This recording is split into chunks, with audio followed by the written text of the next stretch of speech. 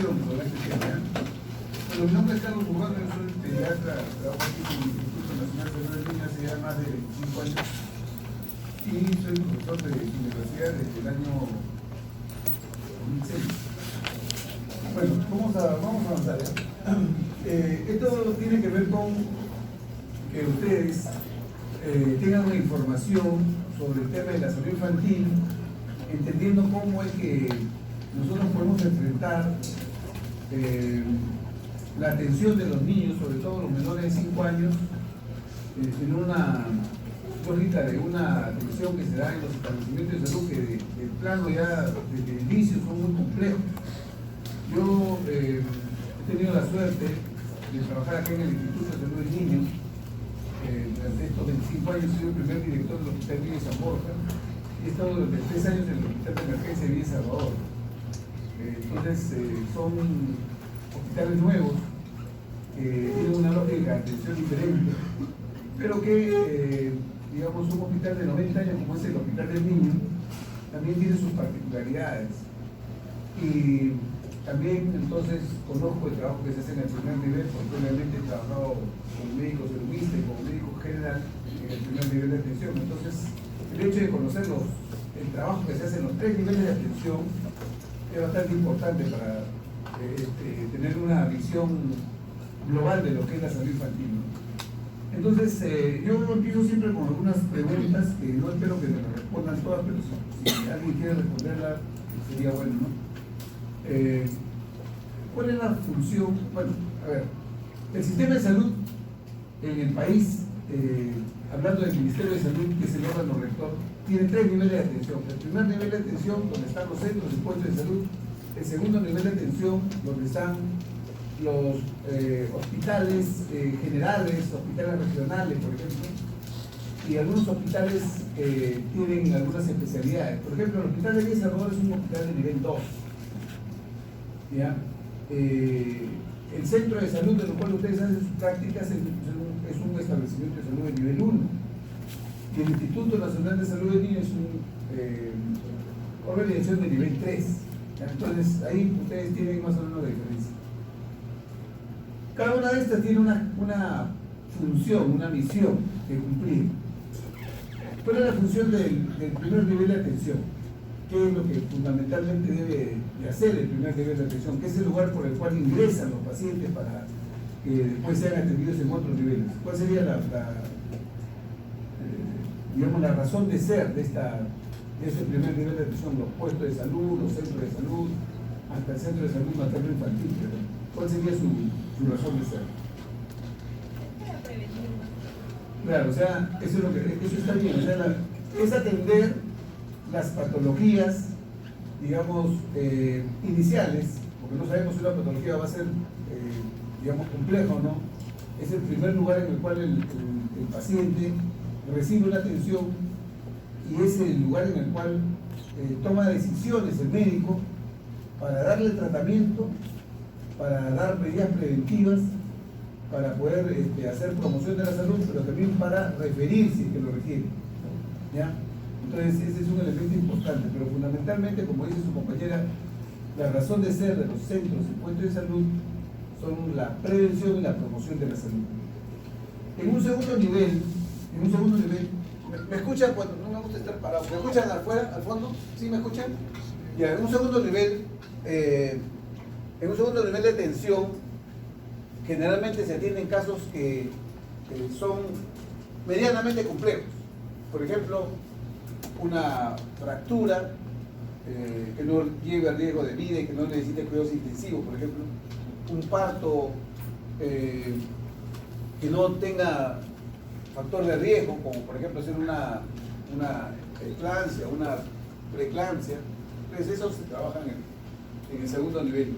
Y en el tercer nivel se trabajan patologías que requieren ya uso de tecnología y uso de profesional con mayor calificación.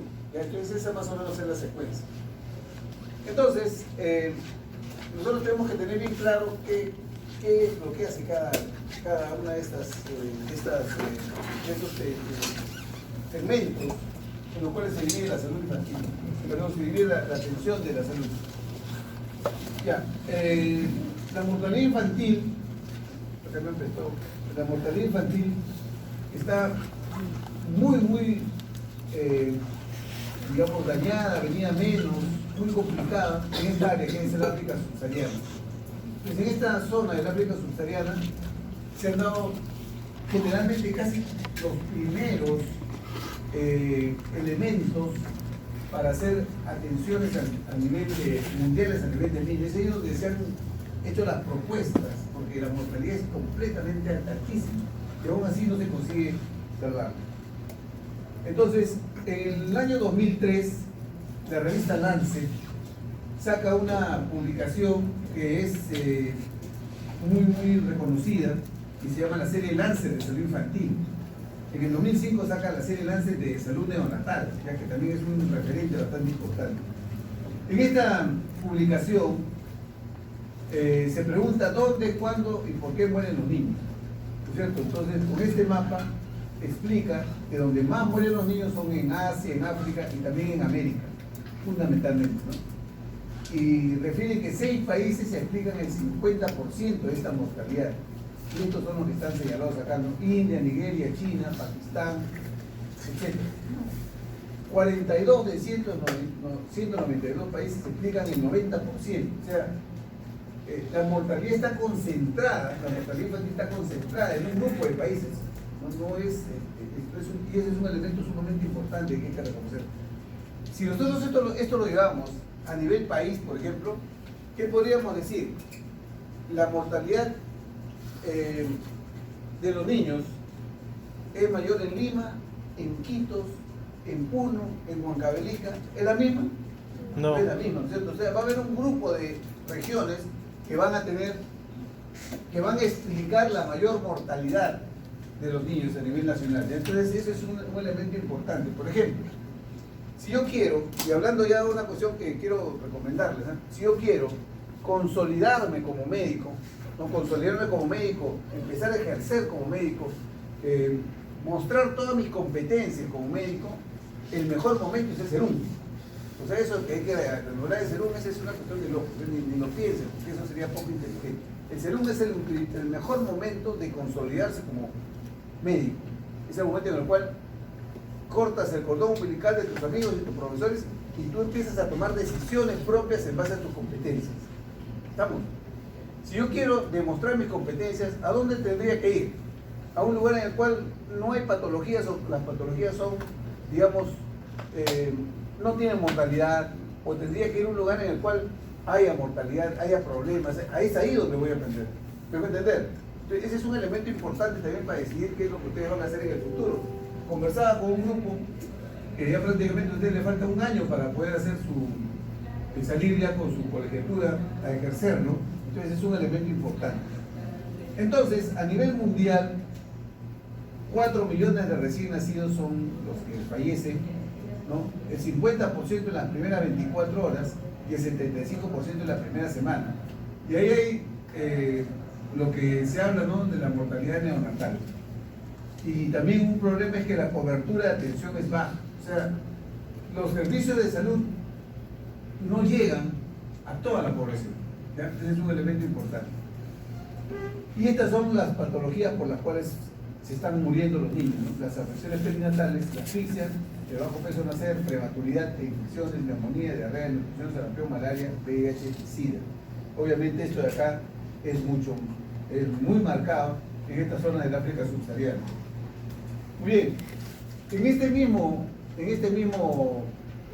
esta misma publicación de Lancet se señala que si bien es cierto, se sabe por qué se mueren, también se conocen intervenciones que son, digamos, intervenciones que pueden hacerse en la parte neonatal, en la parte postneonatal, ¿no es cierto?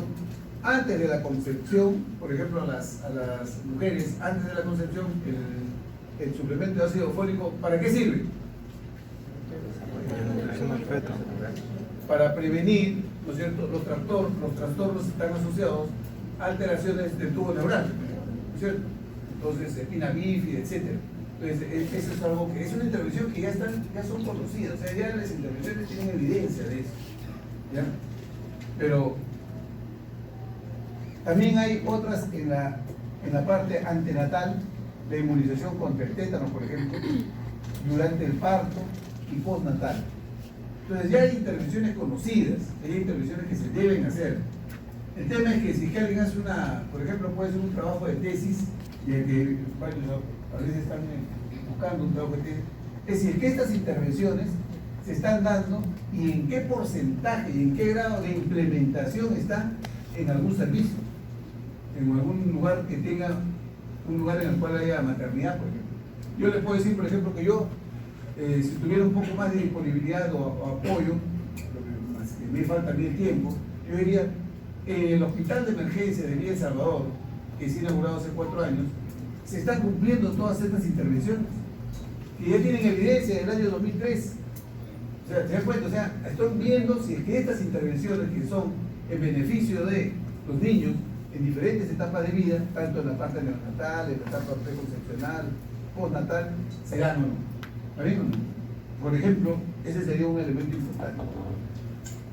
Esto de acá es para decirles lo siguiente, ¿no? La demanda es bastante frecuente en el primer nivel de atención, pero generalmente recibe pocos recursos. Por eso que ustedes escuchan ese famoso discurso político, inclusive, que es fortalecer el primer nivel de atención. O sea, fortalecer implica darle más recursos, no solamente recursos humanos, sino recursos materiales y tecnológicos. Para la demanda en los hospitales de referencia, en los institutos, es poca y debería llegar en poca cantidad acá, pero esto tiene mayores recursos.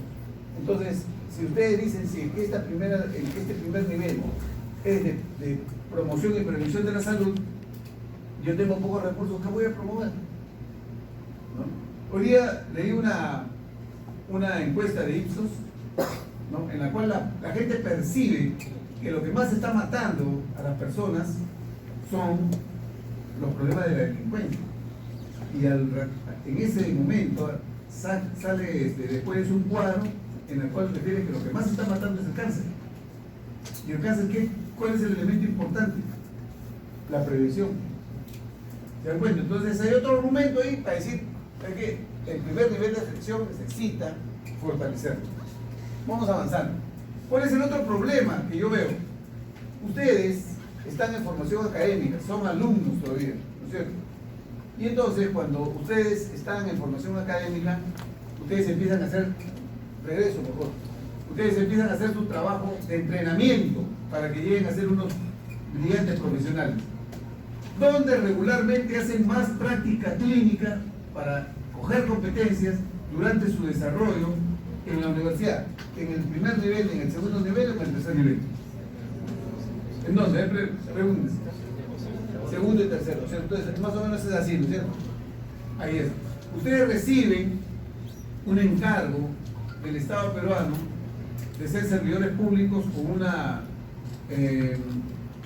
digamos, con una certificación del Colegio Médico que les da su registro de colegiatura y empiezan su desempeño laboral, donde empiezan a trabajar todos los médicos en el sector salud, donde deberían, o donde deben, donde empiezan a trabajar en términos reales, ¿dónde? Primer nivel. O sea, acá, ¿no es cierto? ¿No? Y de acá pueden avanzar acá o hacia acá. Pero las competencias que ustedes adquieren acá, probablemente, aquí, les pueden servir, pero no mucho. Si yo me he acostumbrado acá en mi formación a pedir a todo resonancia, acá no van a tener absolutamente nada de eso, van a tener que tener más criterios clínicos para poder trabajar. ¿Y cuál es el problema acá? El problema está en lo siguiente, en que nosotros en el caso mío, personal, y de algunos colegas que han sido más o menos promocionales como yo, no hemos tenido tantos problemas médico-legales. El principal problema de las generaciones de médicos jóvenes, según el Colegio Médico, son los problemas médico-legales. Son los problemas médico-legales. Y eso sí debe preocuparnos, porque ese es un tema que puede truncar el desarrollo de su carrera profesional. Empiezan a ejercer y tienen un problema médico-legal y eso se reporta como un antecedente de su salud. ¿Me dejo entender? O sea, por eso es que ustedes tienen que ser mucho más conscientes de trabajo en el cual van a empezar a desempeñar. ¿Ya? Es una responsabilidad, creo yo, mucho mayor que en nuestros tiempos, ¿no? Y es algo que ustedes tienen que saber. Entonces, yo debo empezar a desarrollar competencias para desempeñarme en este nivel, porque si yo sé mucho de acá, ¿qué es lo que sé? Probablemente sepa mucho de alguna enfermedad un poco rara, porque cuando fui a mi servicio, el doctor me dijo, tómese tu cama y tu cama.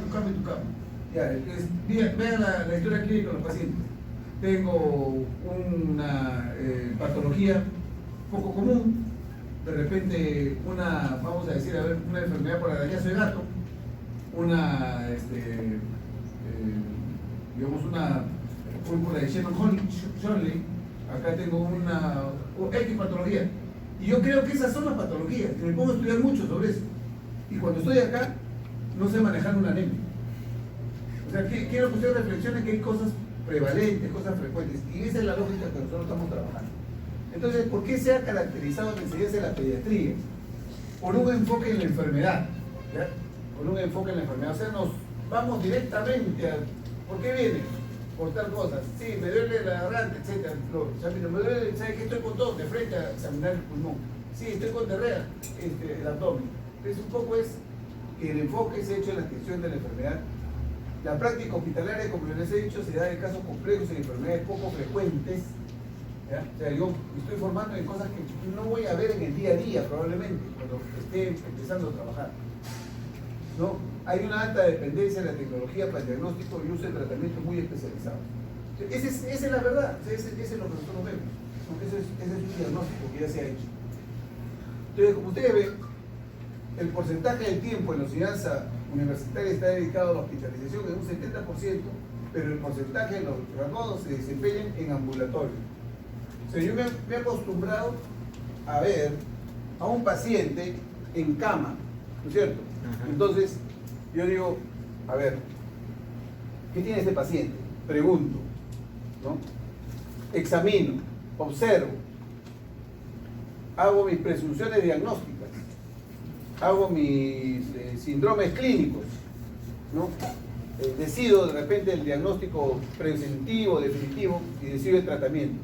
Todo eso lo hago frente a un paciente, ¿ya? Y entonces, cuando me dan un paciente, el profesor me dice, ¿qué es tu paciente? ¿Qué tiene ese paciente? Ya, doctor, mire, he leído la historia, he conversado con la mamá, tiene tal cosa, tal cosa. ¿Cuál es el diagnóstico? A ver, háblame sobre eso. Ya, mañana me dice, lee para mañana, y se van al día siguiente, y se viene al otro día, ¿no? Pero en la vida real no es así. Cuando ustedes se atienden en el ambulatorio, que es este de acá, ¿no es cierto? Viene la paciente, ustedes le preguntan, le examinan, y no le dicen, señora, venga mañana porque voy a leer, ¿no es cierto? Tienen que darle un diagnóstico y tienen que decir un tratamiento en ese momento. Entonces todo se da de una manera secuencial y no se da como ustedes están aprendiendo. Y entonces eso tiene que tenerlo bien claro, porque si no van a pensar que siempre van a atender de esa manera. Y es algo que ustedes tienen que reflexionar. ¿Qué más entonces? Hay baja concentración en actividades de atención primaria de salud, pero muy poco nos dedicamos a desarrollar habilidades, por ejemplo, de comunicación, ¿no? De prevención, de consejería. El estudiante que el profesor le dice que darle la receta, escucha, cierra los ojos y sueña pensando que es médico, ¿no? Cuando no es solamente dar la receta, sino es tener una lógica del trabajo que le determine él, que le dé competencias. Entonces, hay una escasa práctica en condiciones reales de atención en los servicios ambulatorios del primer nivel, hay poca interacción con la familia, ¿ya? Muy bien. Entonces, ¿cómo tenemos un niño? A ver, díganme si yo me equivoco, si es que le digo esto, ¿ya? Por favor, mucha atención. Viene el niño. Yo, médico, le pregunto, señora, ¿por qué traes un niño? Está la mamá sentada con el niño. Le digo, doctor, ¿sabe que está mal de la garganta? A ver, señora, vamos a verle. Efectivamente, señora, está mal de la garganta. ¿No es cierto? Le hago la receta. La pregunta es, ¿quién hizo el diagnóstico? La mamá. ¿Quién hizo el diagnóstico? Entonces, ¿para qué está interno?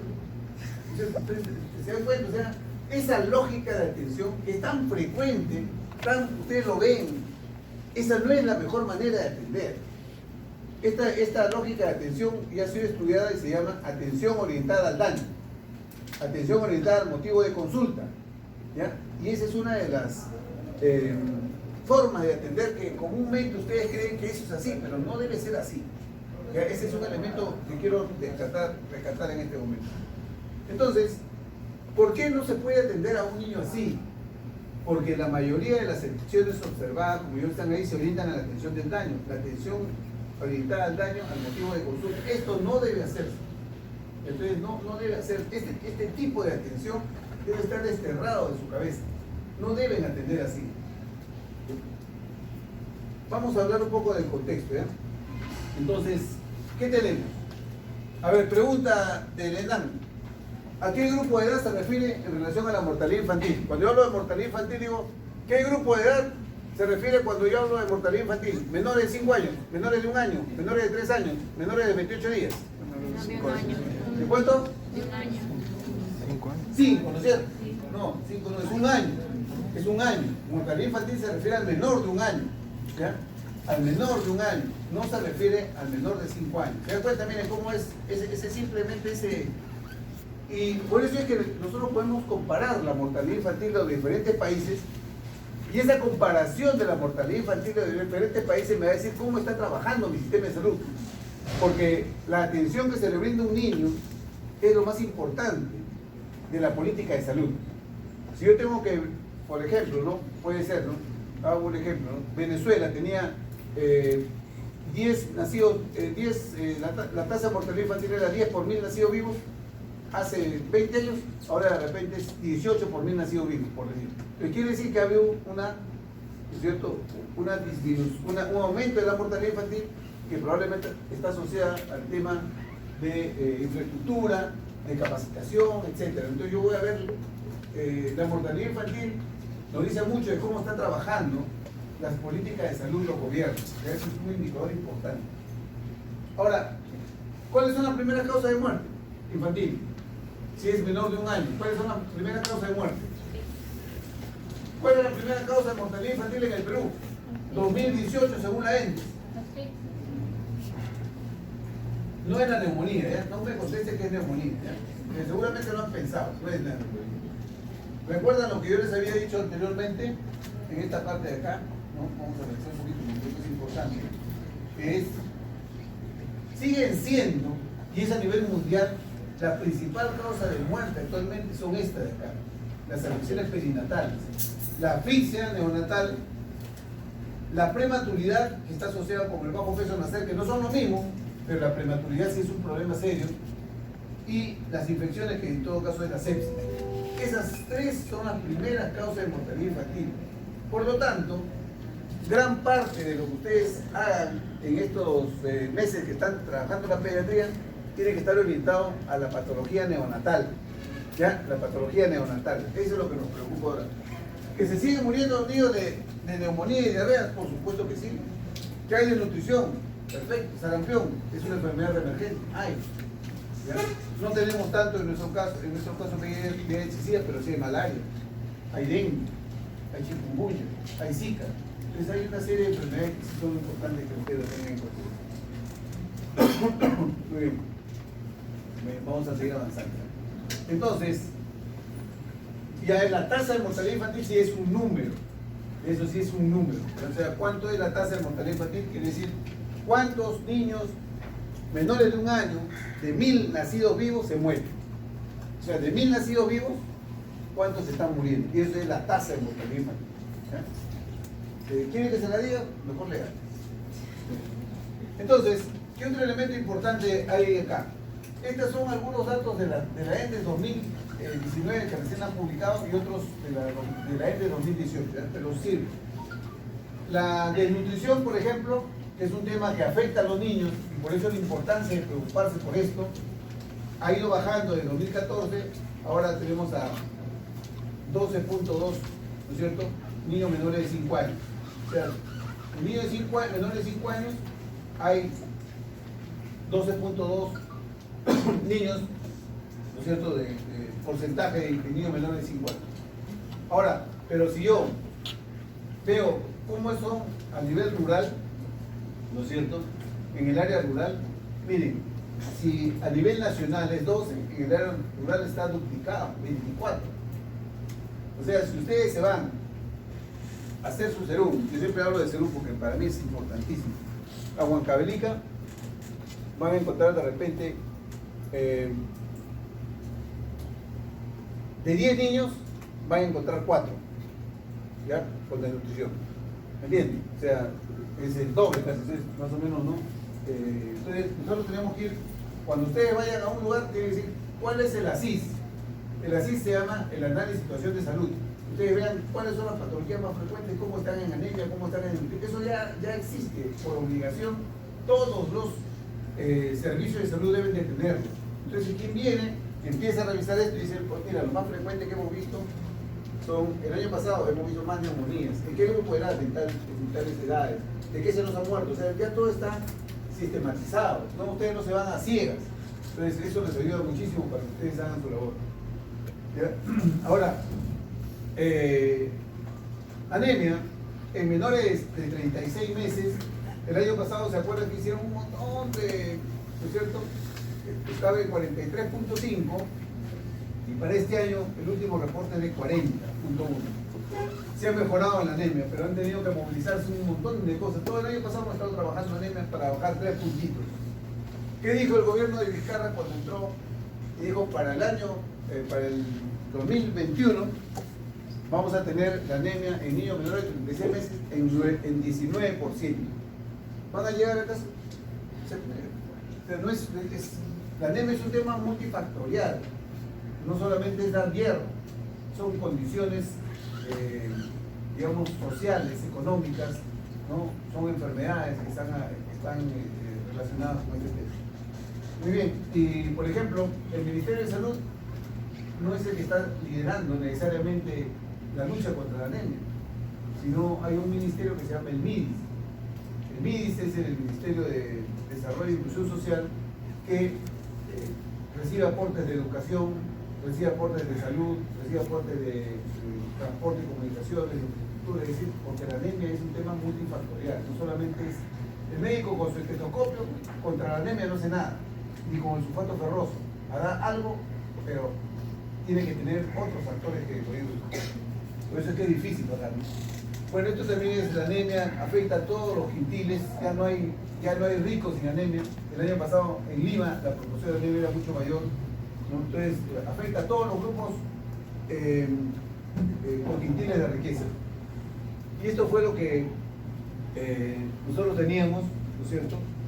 Puno, por ejemplo, el año pasado tenía 67 puntos. Es decir, ¿qué quiere decir esto? Que si yo veo un paciente menor de 3 años y estoy trabajando en Puno, ¿no es cierto? Entonces, si yo digo que es el 67.7, prácticamente 70%, quiere decir que de cada 10 niños, ¿cuántos tienen anemia? 7. ¿Se dan cuenta? O sea, eso es lo que hay que rescatar, esa es la situación de salud. Igual, por ejemplo, acá esta es la suplementación con hierro, ¿no? Entonces se le da en forma de micronutrientes, en forma de jarabe, en forma de gotas. Es decir, estamos hablando solamente de sulfato ferroso. Pero recuerden que hay alimentos, ¿no? Que son muy ricos en hierro, ¿no? Y eso también hay que darle a la mamá, porque no en todo momento van a estar tomando simplemente jarabe. Muy bien, entonces la suplementación de hierro también ha ido aumentando, ¿no? Pero como digo, ellos lo ven solamente desde suplementación de hierro, pero no es solamente eso. Esto es lo último, ¿eh? Este es del año 2019. Entonces, a nivel nacional ha bajado en 3.4, de 43.5 a 40. ¿No es cierto? Hay algunas regiones que han bajado más, por ejemplo, de 58 ha bajado a 50, o sea, acá ya ha habido todo un trabajo importante. Amazonas de 44 a 35, es decir, acá ustedes ven, pero en algunos no ha bajado, sino ha subido. Caso de Puno y caso de Cusco, que ha pasado de 67.7 a 69 y de 54.2 a 57. O sea, esto es muy importante porque este es el tema de salud en los niños, ¿no? Y la anemia es una enfermedad que tiene un fuerte componente de participar en el desarrollo psicomotor y cognitivo. Entonces, ya se ha demostrado que los niños que tienen anemia tienen menor posibilidad de desarrollo de su potencial. Entonces, cuando uno dice a la mamá, señora, hay que hacerle la prueba, porque su hijito puede tener anemia, y a veces los niños que tienen anemia no son muy inteligentes, pero mi hijito es inteligente, doctor. Sí, señora, sí es inteligente. ¿Cómo sabe usted? Es que él saluda, hace chinitos, hace ojitos. Eso hacen los monos. ¿Ya? O sea, eso no es un factor que ustedes tengan que rescatarlo como... La única manera de hacer diagnóstico de anemia es hacer un aprendizaje hemoglobina, pero con hemoglobinómetro, no con hematocrito. ¿Se dan cuenta? Hasta en eso hay que tener en consideración. Lo que mide realmente el nivel de anemia es la hemoglobina, no el hematocrito. ¿Ya? Son elementos técnicos que hay que tener en consideración. Entonces, ¿qué hemos hablado entonces de los niños? La desnutrición y la anemia siguen siendo problemas importantes, y es importante por eso preocuparnos por la salud de los niños en ese sentido. Pero son dos elementos que a veces no se manifiestan si no los buscamos. La mamá no viene y le dice, doctora, doctor, mi hijito está desnutrido, o mi hijito tiene anemia. No, eso es algo que uno hay que explorarlo. Por eso hay que pesar al niño, hay que tallarlo, hay que visualizar en él algún signo que esté relacionado con la anemia, y si es que tenemos alguna duda, o ya por norma, hay que hacerle su dosaje de hemoglobina. Entonces, como ustedes ven, en la atención del niño ya hay cosas muy bien definidas. El otro problema es el bajo peso al nacer, que es diferente a la prematuridad. La prematuridad se refiere cuando el niño nace menos de 37 semanas de edad gestacional. El bajo peso se refiere cuando el niño nace con menos de 2.500 gramos, independientemente de su edad gestacional. Es decir, que si yo, por ejemplo, tengo un niño que nace a las 38 semanas, un niño de parto, digamos, tóxico, normal, no es un prematuro, pero tiene menos de 2.500, ese es un niño de bajo peso. Y el bajo peso se refiere a aquel niño que nace por menos de 2.500 al margen de su edad gestacional. Y cuando hablamos de prematuridad, hablamos del niño que nace antes de las 37 semanas. ¿Correcto? Entonces, ¿qué estamos haciendo nosotros, los médicos, el personal de salud, para que haya menos niños con bajo peso y menos niños con prematuridad? Porque aquel niño que nace con bajo peso o aquel que nace con prematuridad tiene mayor riesgo de enfermar y morir. ¿Me entienden? Entonces ahí también hay que hacer intervenciones fundamentalmente preventivas, porque uno de los elementos que determina que haya parto prematuro son las infecciones urinarias asintomáticas gestantes. Por lo tanto, cuando nosotros trabajamos, ¿no es cierto?, en el primer nivel de atención y tenemos que ver gestantes, niños, y es así como uno se forma, ¿no es cierto? Uno se forma como médico general. Yo trabajo como médico general en Huancavelica, y de ahí vine acá a Lima a postular residentado y entrar al hospital del niño, y ya nunca más salí, excepto cuando me otro sitio. Pero es decir, uno empieza a ir a desarrollar su competencia. Entonces, ¿qué tengo que hacer? Si veo una gestante, tengo que trabajar en conjunto con otra persona que es la obstetra. El trabajo en el sector salud es en equipo. No se puede hacer trabajo individual. El médico no es nada sin el apoyo de otros profesionales y no profesionales de la salud, como es el caso de los técnicos. Entonces, acostúmbrense a eso. El médico no tiene siempre la razón, no tiene siempre la verdad. Para tratar a un niño hay que manejarlo en conjunto. ¿Ya? Muy bien, avanzamos. Entonces tenemos ahí bajo peso al nacer, es bastante frecuente en diversos lugares del país, ¿no? También un elemento importante para poder determinar si hay desviaciones en su desarrollo del niño es que cumpla con los controles CRET, que es importantísimo, porque cuando se llevan adelante los controles CRET, se pueden determinar que hay desviaciones de crecimiento y desarrollo. Sobre todo, el desarrollo es muy importante. Y eso lo hacen las enfermeras. ¿Y por qué lo hacen las enfermeras? Les voy a contar una pequeña historia. En el año 89, aproximadamente, ustedes lo habrían nacido, un poco menos todavía. Perdón, estoy hablando antes. El año casi 70, la Organización Mundial de la Salud preguntó ¿quién se va a encargar del control de niños sanos? Y la Sociedad de Pediatría no dijo nada. Y las enfermeras dijeron nosotros. Pero ¿ustedes creen que un médico no tiene competencias para atender a un niño sano? Por supuesto que sí, pero ¿quiénes nos arrebataron esa práctica tan importante, las enfermeras? Porque el médico cree que tiene que atender solamente enfermos. Entonces, como ese es su paradigma, entonces eso fue lo que respondieron en ese momento. Ahora nosotros sabemos pues que tenemos nosotros mismos que evaluar a los niños, a los recién nacidos, ver su desarrollo. Cuando un niño viene y me dice que el doctor viejito está con diarrea, ¿qué edad tiene, señora? 3 meses. Y ya está levantando su cabecita. O sea, yo estoy ahí haciéndole preguntas no sobre su enfermedad, sino sobre su desarrollo. Entonces no debo dedicarme, ¿tiene diarrea? Sí, señora, furasolidona. No, me dejo entender, o sea, la lógica de atender al niño tiene que ser mucho más amplia de lo que nosotros estamos haciendo hasta ahora. Entonces ahí hay otros, las iras, las neumonías. Por eso yo le decía, no conteste, la primera causa de mortalidad infantil es la neumonía. La neumonía fue la primera causa de mortalidad infantil hasta el año 2000, estamos en 2020. Hasta la década de los 80, la causa más importante de mortalidad era diarrea y deshidratación. Yo cuando estudiaba, venía acá a los días del niño y nosotros encontrábamos niños o mamás sentadas hasta en el piso, en las paredes había clavos y estaban los suelos de vidrio, los frascos de vidrio, estaban ahí y estaban pasando. ¿Qué cambió todo eso? Lo que cambió todo eso fue lo que han llamado la mejor intervención en salud pública del siglo pasado, la terapia de reducción oral. O sea, ustedes ven a un niño con deshidratación, con shock, que sí debe recibir terapia intravenosa. Los demás reciben terapia de rehidratación oral. Entonces, eso ha sido una de las cosas que la terapia de reducción oral disminuyó tanto la mortalidad por deshidratación que dejó de ser la primera causa de muerte y pasó a las neumonías.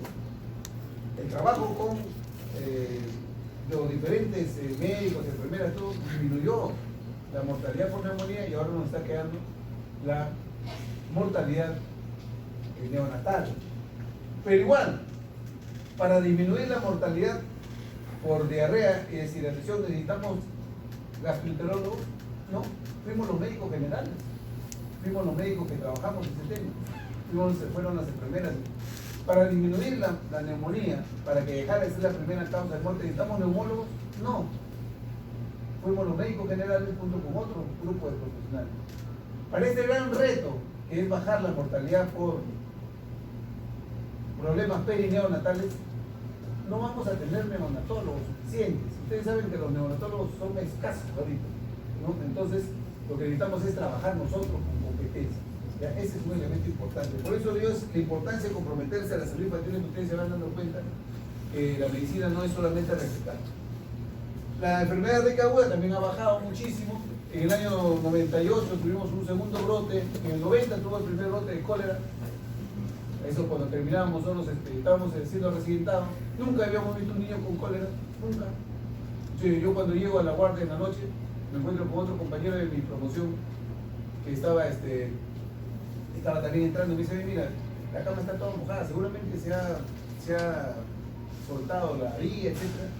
Y no sabíamos que esa cama que estaba completamente mojada era de un niño que había hecho una deposición, completamente mojada.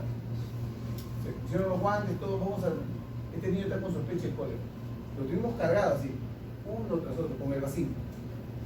Lo hidratábamos. Y hasta que hizo la deposición. Si ustedes ven cuando hace deposición un paciente con cólera, es un chorro, como si fuera una manguera, pero de boca ancha. Así es. Si te llena en un ratito, te llena todo un vacío. Por eso que se deshidrata. Si hay un caso que ustedes, por ejemplo, cuando lleguen a su serum, venga con deshidratación con shock, fíjense que es el cólera. Porque lo que sí da deshidratación con shock rápidamente es el cólera. Ya, por ejemplo, esa es una cuestión muy importante que ustedes tienen. Las diarreas son, ahora, pues, como dicen, ¿no? ¿Quién no puede tratar una diarrea? Es un elemento importante. Entonces acá está esta fórmula. Miren, yo los que no ven atrás, acá les voy a decir, mortalidad en la niñez, 19. O sea, 19 se mueren en los primeros 5 días de vida. ¿Ya? Perdón, en los primeros 5 años de vida. ¿Ya? Mortalidad infantil, 15. ¿Ya? En el primer año se mueren 15. O sea, se mueren 15 en el primer año y después de ahí se mueren 4 más durante esos 4 años para llegar a 19 menores de 50. Pero miren acá, mortalidad infantil es 15, ¿no es cierto? Pero mortalidad neonatal es 10%. O sea, de 15 se me mueren 10. Pues de ese primer año, que tengo 15 que se me mueren durante el primer año, 10 se me han muerto en los primeros 28 días. Y los demás se me mueren después. ¿Ya? Pero si de 15 tengo 10 que se me mueren, ahí está la mayor carga, más del 60%. Entonces ese es un elemento importante. Hay que trabajar mucho en la salud neonatal. Y la salud neonatal no empieza cuando el niño nace, sino empieza desde que está en gestación. Entonces, un poco ya para hablar las intervenciones para disminuir la mortalidad infantil, ¿no es cierto? Nosotros tenemos una estrategia que hemos desarrollado años de años, 23 años, 24 años tiene esa estrategia desarrollando. Mi objetivo es disminuir la mortalidad infantil, se llama atención integral a las enfermedades prevalentes de la infancia, y uno de sus objetivos es reducir la morbilidad y mortalidad de niños menores de 5 años, especialmente debido a afecciones perinatales, lógicamente estas se producen al momento de nacer neumonía y diarrea.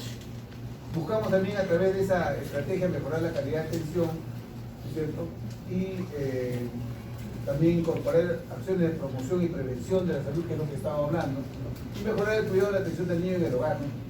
Comprometer a la madre cómo tenemos que hacer eso. En el 2010, yo como le digo, esta propuesta de atención con la estrategia IEPI tiene 24 años. En el 2010 se hizo una encuesta a los profesionales que estaban empezando a hacer su serum, ¿no? Y lo hizo el IDRE, el Instituto de Desarrollo de Recursos Humanos del MINSA. Entonces se hizo varias preguntas sobre la atención de niños de 0 a 2 meses. Y contestaron correctamente solamente el 55% de un total de 669 médicos que se iban a hacer su serum. ¿Ya? Entonces, un 45% había respuestas incorrectas. Por lo tanto, necesitamos profundizar de que esto sea cada vez una mayor dedicación a esta parte de la pediatría. Bueno, en relación a preguntas de niños, para niños de 2 meses a 5 años, fue mejor, 66% correcto, pero 34% incorrecto. Entonces estos niños están asustados, porque si me encuentro un médico que ustedes por acá, pucha, entonces voy a tener posibilidades altas de mal y morir. Bien, entonces en la parte de los cuidados neonatales, entonces la mortalidad infantil, como le digo, es la que se da en el primer año de vida. En los primeros 28 días se da la mortalidad neonatal, en la cual es muy importante la organización, la calidad de la atención y la tecnología. Pero la tecnología solamente para algunos casos. Solamente para algunos casos. ¿Ya? Entonces, por ejemplo, cuando me llamaron para irme allá al Hospital de Villa El Salvador, yo en el Hospital de Villa El Salvador he organizado todo el servicio de pediatría y neonatología. Entonces, cuando digo organizamos es porque lo primero que tiene que tener un servicio es organización. O sea, no puede trabajar alguien por su cuenta o por le da la gana. Debemos trabajar organizadamente, porque si no trabajamos organizadamente, hay un mayor riesgo de errores médicos y un mayor riesgo de que esos errores médicos determinen que los médicos tengan un problema médico legal. Entonces hay que cubrirnos para eso, hay que organizarnos. ¿Quién va a atender? ¿Quién va a hacer la atención inmediata al recién nacido? Y si es que este recién nacido es parto normal, y si este recién nacido es parto por cesárea, y si este es un recién nacido que ha nacido en un centro de salud y nos refiere, ¿quién lo va a recibir? Si este recién nacido que refieren tiene condiciones para UCI o tiene condiciones para UCIN, o sea, unidad de cuidados intensivos, unidad de cuidados intermedios. Es decir, toda una serie de decisiones. Esto hay que tener toda una serie de decisiones, por lo tanto, la organización es un elemento importante. Estando bien organizados, disminuimos también nuestro estrés, damos mejor calidad de atención, y la tecnología, como dice acá, porque esto se ha sacado de una propuesta de OPS, el uso de alta tecnología para tratamiento de casos en ser necesario. Por eso que ahí tenemos, por ejemplo, 6 camas de UCI, pero son 21 de intermedio. Entonces, uno tiene que ir organizando todo esto. ¿Por qué? Porque, por ejemplo, gran parte de esta reducción de la mortalidad, por ejemplo, en Haití, la tasa de mortalidad infantil es de 49 por 1000 nacidos vivos. Por 1000 nacidos vivos. O sea, en el Perú es la mitad, ¿no? Y en Estados Unidos es 6, y en Cuba casi es 1. O sea, al margen de los fenómenos ideológicos con los cuales digamos, se preparan a los establecimientos de salud, los resultados son los que interesan. Entonces, la educación de los padres es importante, las mejoras socioeconómicas, mientras mejore la economía, vamos a tener más posibilidades de poder trabajar también. O sea, el tema no es tampoco un tema solamente de médicos. Debe haber un control prenatal adecuado, una atención calificada del parto, es decir, que atienda a alguien que sepa bien cómo hacer una atención calificada del parto. Teniendo en consideración tres cosas: un ambiente limpio, iluminado, ¿no es cierto?, medidas de bioseguridad e higiene. Nada más, con eso, en un establecimiento de salud, con eso se puede paliar todo esto, porque si no van a haber problemas de infecciones, ¿no? Una adecuada regionalización, y esto es lo que no hay, porque a veces, por ejemplo, ¿ustedes van al Hospital María Auxiliadora por si acaso a practicar? Sí. Sí, qué pena, porque la verdad que es un hospital recontra desorganizado en el cual no aprendan ustedes las malas prácticas, ¿no? O sea, ese hospital debería ser, ¿cómo funciona el sistema? Los establecimientos de salud de Lima Sur, por ejemplo, de Villa El Salvador, Juan Pablo II, etcétera, derivan, cuando no pueden atender a esos niños, ¿no? Cuando hay un niño con un caso complicado, lo derivan a Villa El Salvador. Villa El Salvador es un hospital de segundo nivel. Si no lo puede atender, debería referirlo al Hospital María Auxiliadora, porque es de tercer nivel. ¿Está bien? ¿Ya? Entonces, ¿qué pasa? Que al final Villa El Salvador está resolviendo más que... y la gente ya no quiere ir, porque además tienen, cuando tú no sabes qué, mira, tengo un paciente para referirte, por favor, que tengo esto, estamos llenos, siempre están llenos, o sea, no resuelven nada. Entonces, ¿qué falta? Falta organización, falta calidad de atención. Pueden tener tecnología, puedo tener yo respiradores, ventiladores, pero tengo que organizarme para eso. Ese es un elemento importante. Entonces, la adecuada regionalización no va a decir, mira, tú, si se produce esto, debe venir acá y debe acá. O sea, esa es la política que debe trabajarse. No hay. Inicio oportuno del cuidado intensivo, claro, porque si es que no inician oportunamente el cuidado intensivo, se va a morir en el camino. Referir nomás a un niño, esa referencia es bastante interesante. En Huancavelica hicimos un pequeño trabajo en el año 96, en la cual vimos la mortalidad infantil. ¿Dónde se morían los niños? Un 20% se morían en su casa. Un 40%, ¿no?, se morían en el hospital. Y había otro porcentaje que no sabíamos dónde se moría. ¿Dónde se moría? Durante el traslado. O sea, se dan cuenta, o sea, durante el traslado es bastante riesgoso. Ustedes trasladen a un recién nacido prematuro, muy prematuro, el hecho de simplemente pasar por los baches, etcétera, puede causarle una hemorragia cerebral. Sus vasos sanguíneos cerebrales son muy lábiles. Eso hay que llevar, tenemos ese niño, hay que llevar los equipos para tomarle ahí. No lo podemos trasladar. ¿Me puede entender? Entonces, esas cosas hay que ir a verlos porque son aspectos prácticos que hay que tener en el asunto de trabajo. Adecuada atención inmediata recién nacido, saber, esta es una competencia que todos debemos desarrollar. Si una de las causas de muerte es la asfixia, ustedes tienen que salir de acá en junio sabiendo reanimación neonatal. Si no, han pasado por gusto. Bien. Entonces la tasa de mortalidad también ha ido bajando en niños menores de 5 años, pero la tasa de mortalidad neonatal ha bajado muy poco en estos 20 años, ¿no? O sea, hasta el 2000 ha bajado poquísimo. O sea, es poco. Sin embargo, hay ya intervenciones comprobadas para disminuir. Por eso que le digo, una buena tesis, por ejemplo, sería, mira, estas intervenciones, si ya están comprobadas para disminuir, se están cumpliendo, ¿no? ¿Por qué no las hago en mi hospital? ¿Por qué no hago esto acá? Esos son elementos importantes, ¿no? Tanto para los cuidados pregestacionales, para los cuidados del trabajo de parto y parto, y los cuidados inmediatos recién nacidos, los cuidados de postparto. Entonces, hay una serie de actividades de esta naturaleza. Por ejemplo, una práctica muy ya conocida y ya identificada que previene la anemia es el pinzamiento tardío del cordón umbilical, ¿ya? Porque antes, ¿qué hacíamos? Salía el niño, inmediatamente clampábamos y cortábamos, ¿no? A través de estudios que se hicieron observacionales y después de seguimiento, se observó que los niños en los cuales se tardaba en cortar el cordón umbilical, había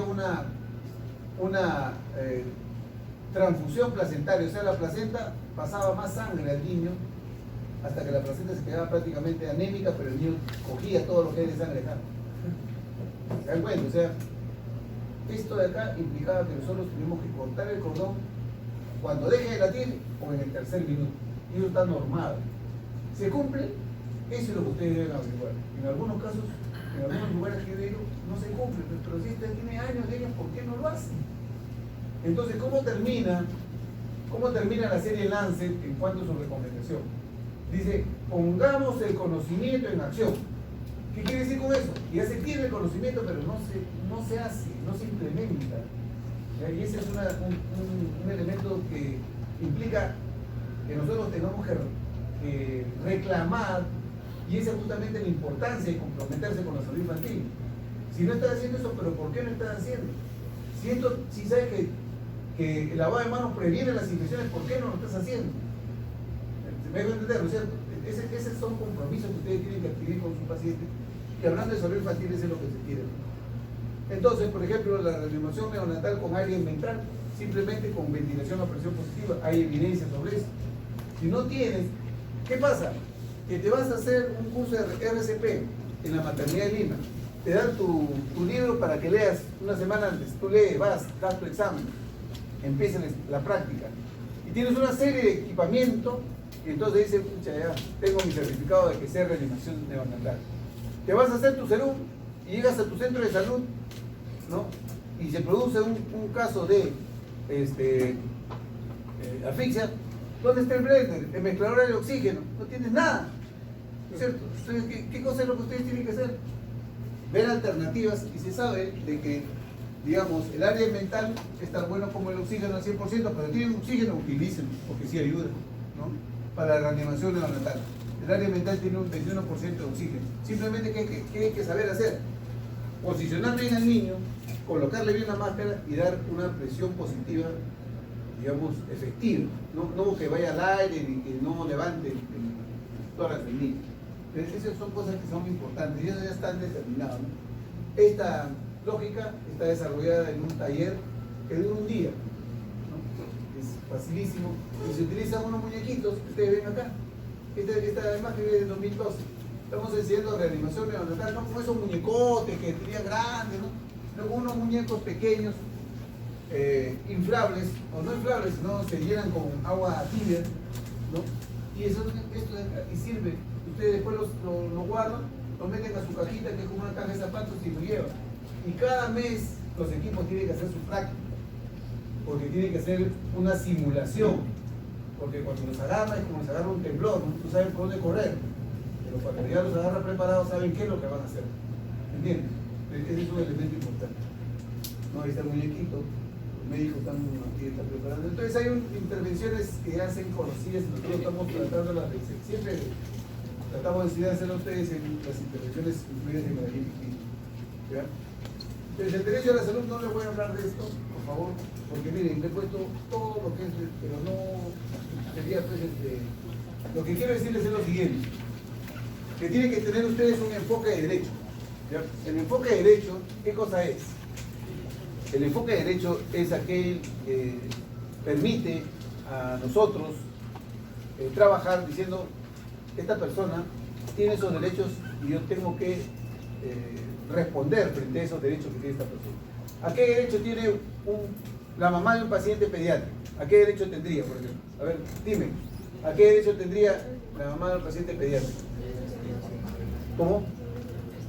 Esa es información, ¿no es cierto? Informarle a la mamá, señora, mire, su niño tiene este problema, es un niño que tiene una neumonía, no está en un día de evolución, está con dificultad respiratoria, estamos viendo cómo evoluciona ese niño, pero por favor, usted se atenta para podernos ayudar.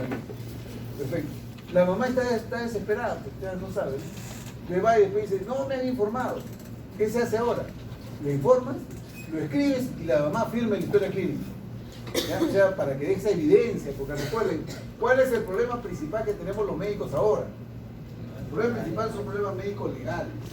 Entonces dice, no me han informado. Yo, señora, firme usted acá que le he informado. Yo me defiendo. ¿Me puede entender? Pero sí tiene derecho a que le informe. Tiene que derecho de que le informe. ¿Qué otro derecho tiene? ¿Qué otro derecho tendría? Que le expliquen cómo hacer un tratamiento. ¿Cómo? Que le expliquen cómo hacer un tratamiento.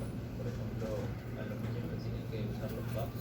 Claro, mira, qué ejemplo más. O sea, si un niño tiene que usar un PAP, tiene derecho a que le enseñemos cómo tiene que ser el PAP. Yo les cuento una anécdota. Estaba yo en el consultorio acá en el Hospital Niño teniendo un paciente y ya tenía varias veces que había venido, ¿no? Pero no me quedaba claro, señor, mire, su niño tiene que usar su aerocámara con su inhalador. Doctor, está usando, me dice. Está usando. Entonces, si está usando, yo me pregunto, pues entonces, ¿por qué está fallando? Si está usando, no debería estar así. ¿Cómo lo usa, señor? El señor lo puso a su hijito en la camilla, sacó su inhalador y se lo puso así. Ya, yo no me reí en ese momento nada, pero me dio risa, la verdad. Pero, ¿qué hice? Entonces estaba el doctor Pastor, el otro consultor y lo traje. Oye, ¿qué cosa? ¿Qué? Un caso interesante. Lo llamé hasta la técnica, ¿no? Le dije, a ver, señor, ¿qué ocupa? Y yo, ja. Le digo, se está riendo, pero quien tiene culpa de eso, ¿quién es? Nosotros. Porque nosotros hemos debido no solamente darle la receta y que vaya, sino explicarlo. Y es un derecho. Explicar el tratamiento, explicar la condición del niño, un derecho a que tengan sus medicinas. Ya por eso es que si el CIS no tiene, ustedes tienen que poner en historia clínica. Recuerden, la historia clínica es un documento administrativo, de gestión, ¿no? Y es un documento legal y es un documento de seguimiento al paciente. Miren que lo último que ustedes creen que es lo más importante, lo estoy poniendo al último. ¿Ya? Pero es importante que ustedes tengan en consideración. Bueno, como tengo que editar otra clase, acá con ustedes, les doy 5 minutos. Aquí un poco vamos a hablar sobre la estrategia y la primera partecita nomás es cómo logramos una actividad en general. Entonces, ya les he dicho, ¿no es cierto?, esto de qué tipo de atención se brinda, ¿no?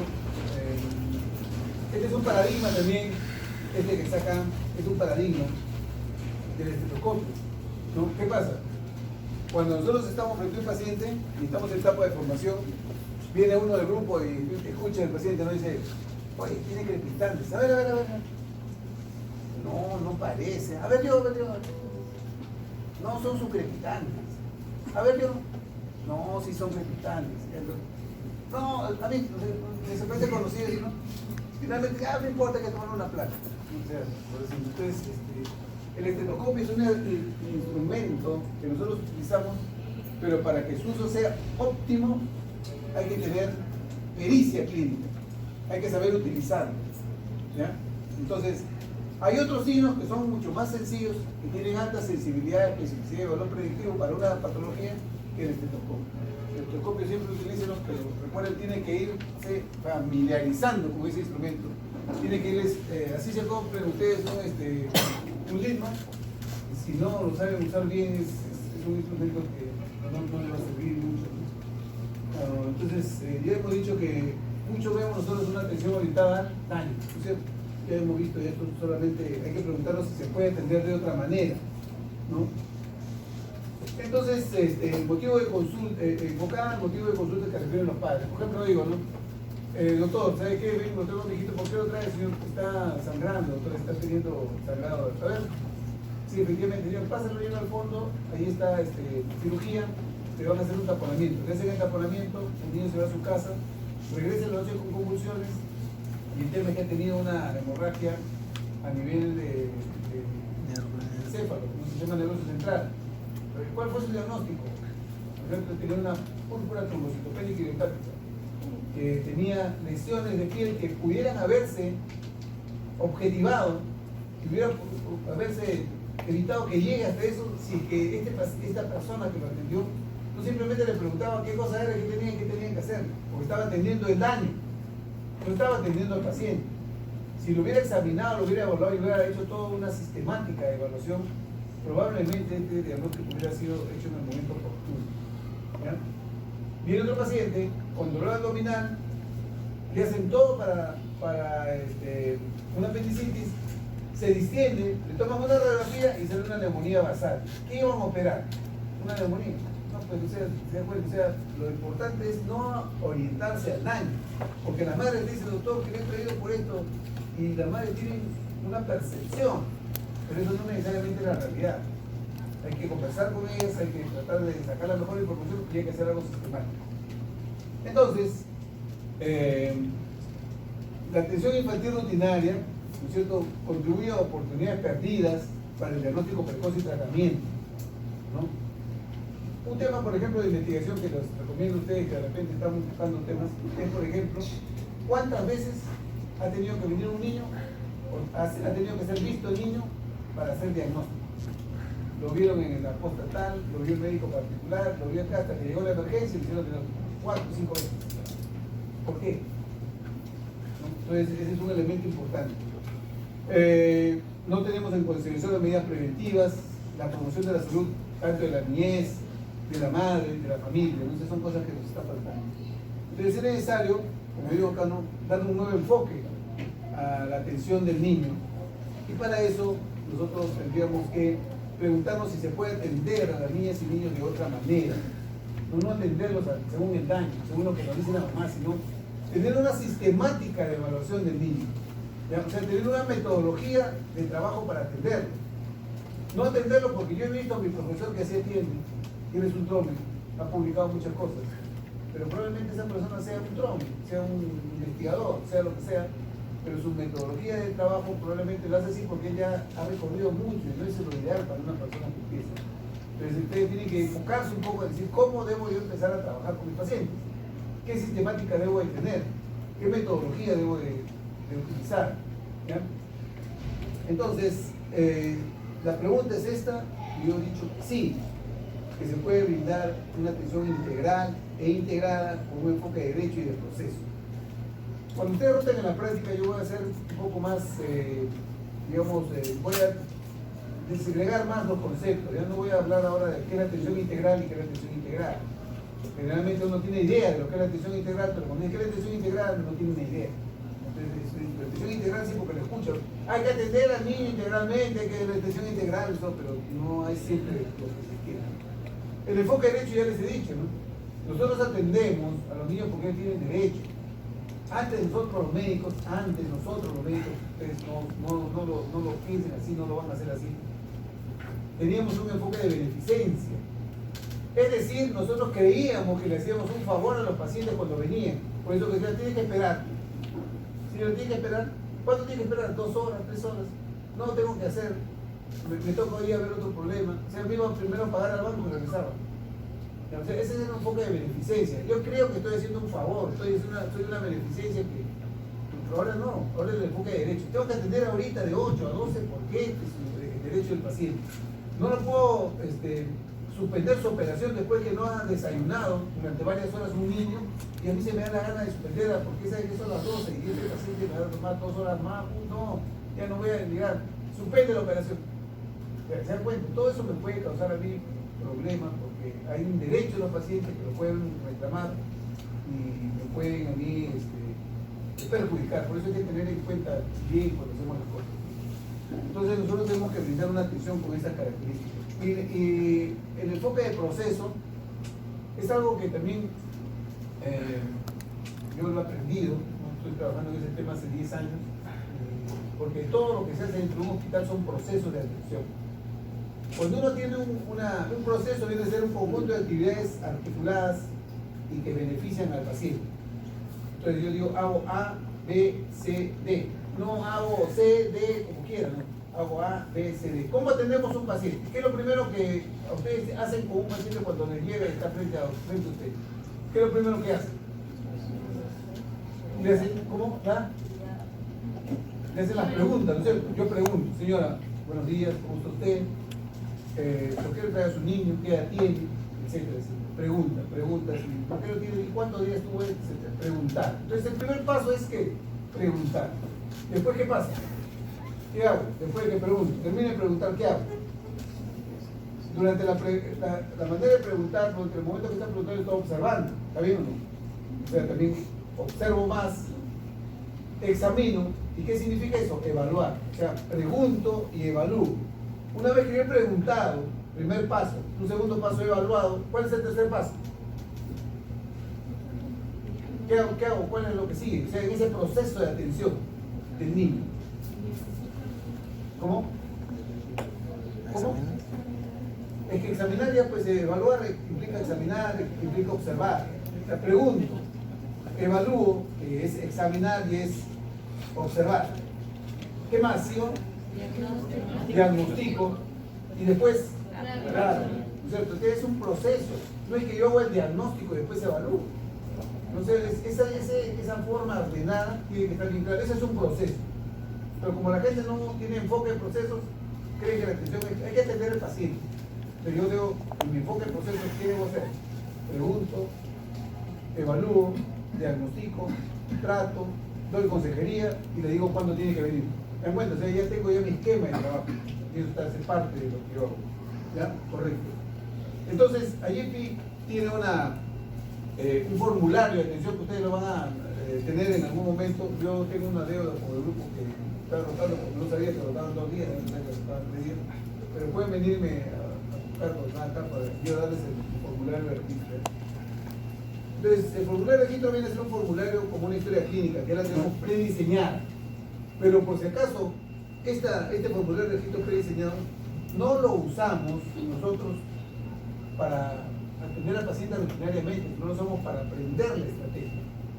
Porque si yo me voy a otro lugar y no tengo este papel impreso, ya me voy a... no lo tengo, no. Entonces es aprender la estrategia teniendo una serie de pasos. Y así vaya yo a la China, y no quiero ir en este momento, ¿no? Pero yo atenderlo con una hoja de papel en blanco, no importa, pero siguiendo esta metodología, porque ya la aprendí.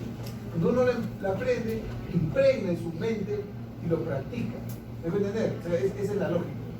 Entonces, ¿qué hago yo? Nombre, edad, el peso y temperatura del niño. ¿Quién hace esto? ¿Quién pone el nombre, la edad, el peso y la temperatura del niño? Generalmente en admisión. Un personal técnico te lo entrega y te dice, ¿sabe qué, doctor? Acá he traído al paciente, esta es su historia clínica. ¿Qué tienes tú de encabezado? Tienes el nombre del paciente, tienes el peso, tienes su temperatura, tienes la edad, la fecha probablemente. Punto. No tiene nada más. Y de ahí tú tienes que empezar a desarrollar tu atención como tú quieras. Señora, ¿por qué viene el paciente? No, doctor, que tiene tal... Ya, a ver, hay que mirar. O puedes hacerlo con una secuencia de pasos, que es lo que nosotros estamos planteando. Pero dice, ¿qué problema tiene su niña, señora? Doctor, ¿sabe qué? Vengo por vómito. Ah, ya, muy bien. ¿Desde cuándo está vomitando? Doctor, está vomitando desde hace 2 horas. ¿Ya? Entonces, ¿él la tomó su desayuno o cómo fue? O sea, le puedo preguntar varias cosas alrededor de eso. ¿Ahí? Le preguntaré también si es una primera consulta o si ya ha venido antes. Entonces ya es una segunda consulta, ¿qué está pasando? ¿No?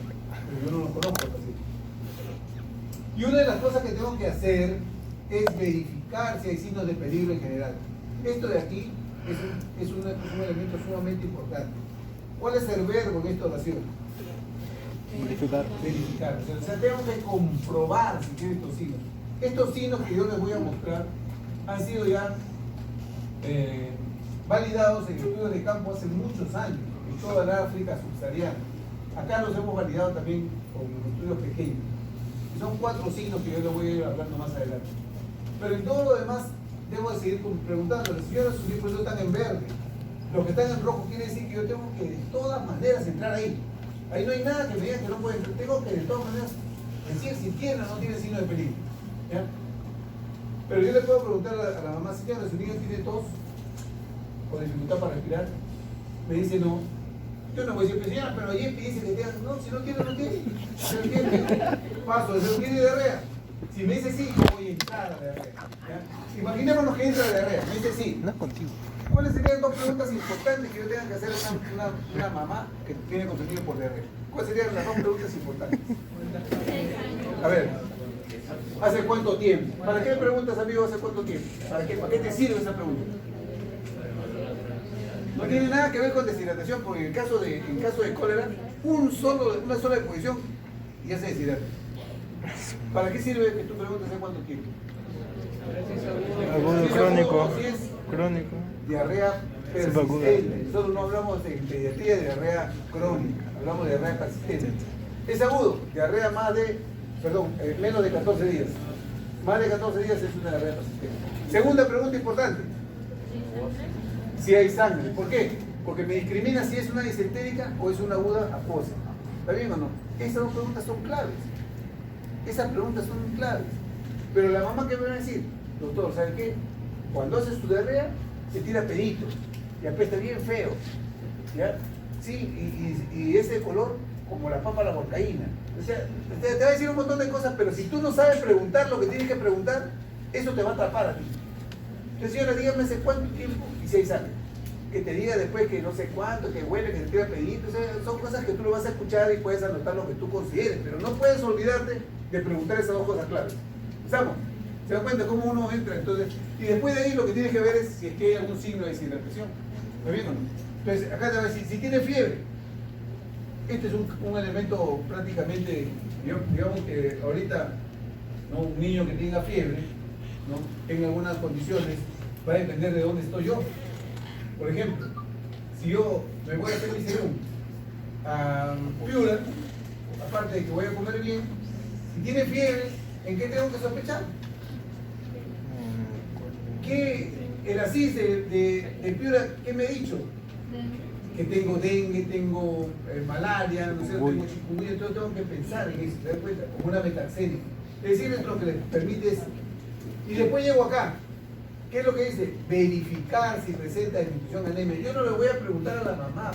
El niño tiene, señora, ¿su niño está desnutrido? ¿O tiene anemia? No, pues tengo que yo verificarlo. Con el peso, con el examen clínico, ¿no? Pedir si tiene su dosaje de hemoglobina, etc.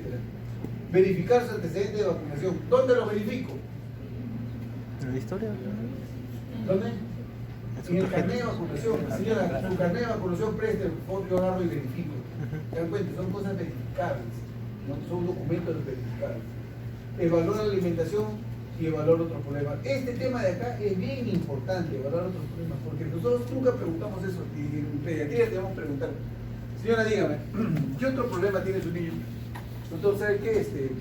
Ya tiene 6 meses y no se sienta bien. ¿Importa o no importa? Por supuesto que sí. Pero si yo no le pregunto, no me lo dice. Si yo solamente me voy al daño, no me lo va a decir tampoco, peor todavía. O de repente me empieza a decir cosas, señora, venga, porque hoy ya estamos viendo esta consulta y vamos a ver lo otro en otra consulta. Ya, esas cosas son las cosas que sí, no nos ayudan a trabajar bien. Entonces, los signos de peligro son importantes. ¿Cuáles son estos signos de peligro? El niño no puede lactar o comer. El niño vomita todo. El niño ha tenido convulsiones o está convulsionando en ese momento. Y el niño está letárgico e inconsciente. ¿Ya? Ese es como empieza el experimento. ¿Qué podemos hacer? Otra idea de investigación. ¿Ya? Validar estos signos. ¿Cómo están? Agarren ustedes niños hospitalizados entre 0 y 5 años y pregunten a la mamá, señora, el día que usted lo trajo acá a la emergencia, no me diga qué tiene, no se acuerda, sino qué tenía su niño, cómo estaba, estaba con todo, señorita. ¿Y comía? No, señorita, ya no comía nada, ya no quería comer nada. Ah, ¿ya? ¿Tiene signo de peligro? Sí, tiene signo de peligro, por eso está hospitalizado. ¿No es cierto? ¿Vomita todo? No, esto no, señorita. Ya estaba convulsionando. ¿Cómo son convulsiones? Son las convulsiones. Sacudidas, espasmos, hay que buscar la palabra, ¿no? Y dormía mucho, sí, señorita, no se despertaba ni comía. 2 signos de peligro. ¿Se dan cuenta? O sea, es cuestión de que ustedes, de esos 50 pacientes que ustedes han verificado signos de peligro, de esos 50 pacientes, 35 tenían signos de peligro que son compatibles con los signos de peligro de la estrategia. ¿Sirve todavía eso? Sirve todavía. Después de esto hemos trabajado, ya hemos hecho trabajo sobre eso, pero puede volverse el ser, eso no hay ninguna duda de que pongan. Allá, entonces acá aquí no sabe lo que tenía que hacer. Entonces,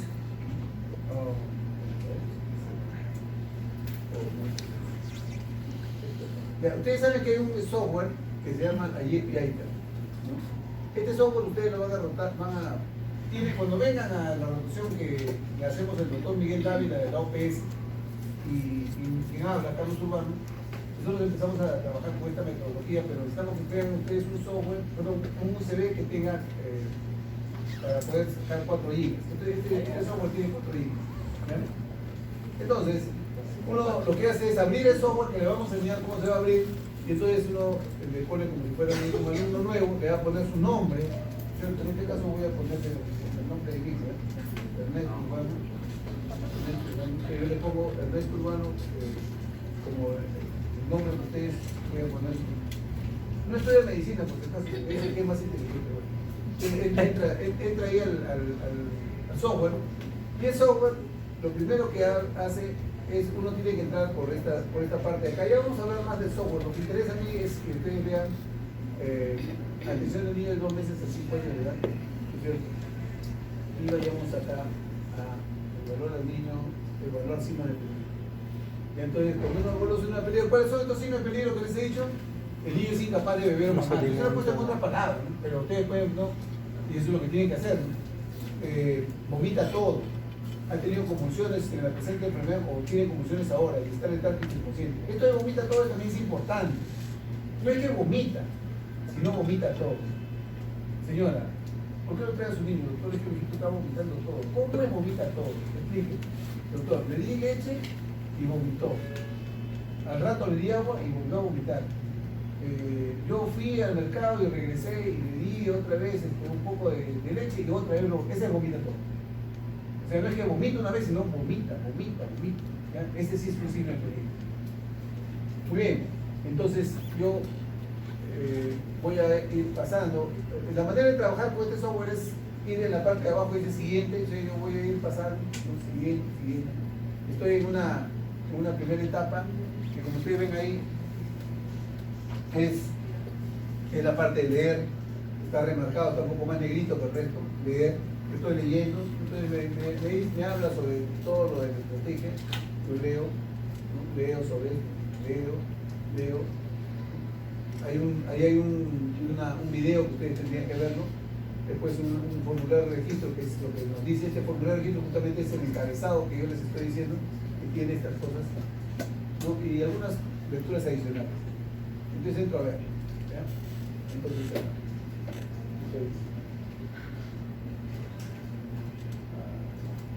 casi todo. Ahora queda el volumen.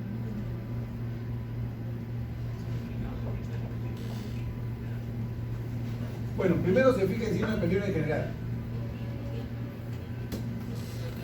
Ya, o sea, los signos de peligro indican que tiene un problema grave.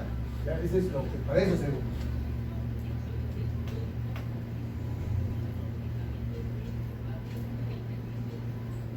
Ya, entonces, lo que dice es lo siguiente, ¿no? Dice que un niño grave puede tener necesidad, ¿no?, de requerir antibióticos, digamos de repente exámenes auxiliares, otras cosas que ustedes que trabajan en el primer nivel, porque recuerden que esta estrategia se hizo para trabajar primero con los médicos del primer nivel. Comentario aparte, todos los años, por ejemplo, los que van a hacer su trauma moncabélica tienen 3 o 4 cursos de IEPI al año. Entonces, todos los eruditas los obligan a hacer esto. Antes, cuando la estrategia estaba mucho más tentada, tenía más personas que apoyaban esta estrategia. En Cusco, por ejemplo, no dejaban entrar eruditas si no sabían la estrategia. Esa es una lógica. Entonces, ¿qué dice, no? Si usted está en el primer nivel de atención y descubre cualquiera de estos signos, ¿no?, que son los primeros que tiene que ser, es probable que este niño tenga que ser referido. Entonces, para eso lo preguntan. Si este niño está grave, ¿qué puedo hacer acá? De repente va a necesitar cuidados intensivos, de repente tiene un problema séptico, etc. ¿Qué voy a hacer? Poner bien todo y hacer mi hoja de referencia.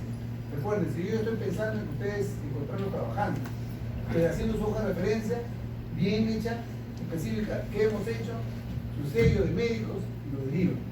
Pero para eso es esta estrategia, ¿no es cierto? Entonces, un niño que tiene uno de estos signos,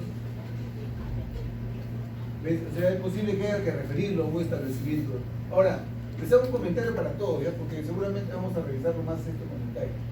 Este software se hizo prácticamente casi a los inicios de los 90. Tiene imágenes de niños del área del África subsahariana, pero tiene imágenes que en este momento no podríamos hacerlo con ningún niño, porque después ya se fueron más rígidas las normas de mostrar a los niños en problemas de, digamos, digamos, de situaciones, por ejemplo, no de enfermedad, etcétera, ¿no? Ya la Convención de los Derechos del Niño se hizo más fuerte, entonces no tienen. En este software ustedes encuentran a niños que tienen sarampión, si no lo han visto. Por ejemplo, ¿no? Empezó a haber casos de sarampión el año pasado. Los residentes, ¿qué residente del niño que yo de acá me llevé a Villa Sabor para que trabaje? Yo le digo, ¿ha visto sarampión? No, yo no he visto sarampión. Vamos a buscar en Gallén. En Gallén hay un caso de sarampión. Todas las lesiones están. Es un niño en el tema de fiebre, ahí lo encuentro. Entonces es un elemento importante. ¿Ya? Entonces, hay que ver los signos de peligro en general, que es un elemento sumamente importante. ¿Ya? Entonces hay que comprobar si hay signos de peligro en general y, por ejemplo, ¿no? Ver si un niño está letárgico o inconsciente. Entonces, un niño hay que determinar si está letárgico o inconsciente, ¿no es cierto? Entonces, No. ya, entonces dice, un niño debe estar despierto y vivaz, ¿no? Pero cuando no mira a la madre, cuando habla, y cuando usted habla, o cuando hay ruido, quiere decir que este niño tiene un problema que está afectando, digamos, su estado de conciencia.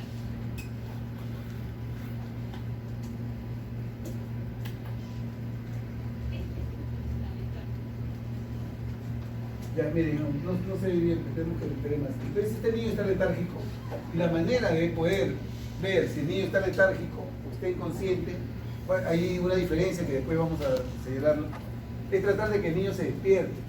Y que el niño no podemos hacerle maniobras dolorosas, como ustedes seguramente le hacen con los adultos. O sea, no podemos hacerlo. Entonces, ¿con ellos qué hacemos? Hacemos bulla como se despierta, lo podemos sacudir levemente, ¿no? Podemos tratar de sacudirlo. No se le puede hacer maniobras dolorosas a un niño, pero tratamos de, no, le pedimos a la madre que le hable, tratando de comprobar que se despierte, ¿no? Por eso es que dice, el verbo es verificar. Entonces la manera de verificar es eso. Señora, ¿está durmiendo? Sí, despierte. Ay, no todo que está, despiértelo, señora. La señora va a tener que despertarlo, lo va a poner y lo va a hacer caminar. O sea, esa es la manera, esa es verificar. Pero yo tengo que estar bien seguro de eso. Un médico serumista en Huancavelica hicimos una auditoría y el paciente había fallecido, pero en la última consulta él pone, ¿no? La madre refiere que el niño no puede lactar. Mira, está refiriendo un signo de peligro, pero después lo examina todo y pone el resfrío común, ¿ya? Y el niño fallece. O sea, si la madre te dice que no puede lactar, está diciendo un signo de peligro. ¿Qué es lo que tiene que hacer, señora? Dele de lactar, a ver, vamos a comprobar. Es un niño que lacta muy débilmente, ¿no? Entonces comprueba ese signo de peligro. Pues eso es verificar. Esos son elementos verificables. Entonces este niño, por ejemplo, ¿no? Que no se observa bien porque no tenemos mucha luz, lo están tratando de despertar. Golpear la mano. Están tratando de despertarlo, lo están moviendo. No responde. Hay que sacudirlo suavemente, ¿no? Entonces ahí, como ustedes ven, se está tratando de hacerlo despertar, porque eso es importante, ¿no? Entonces la mamá ya nos dice, pues sí sabe que el doctor no se despierta, entonces eso es un signo bastante importante.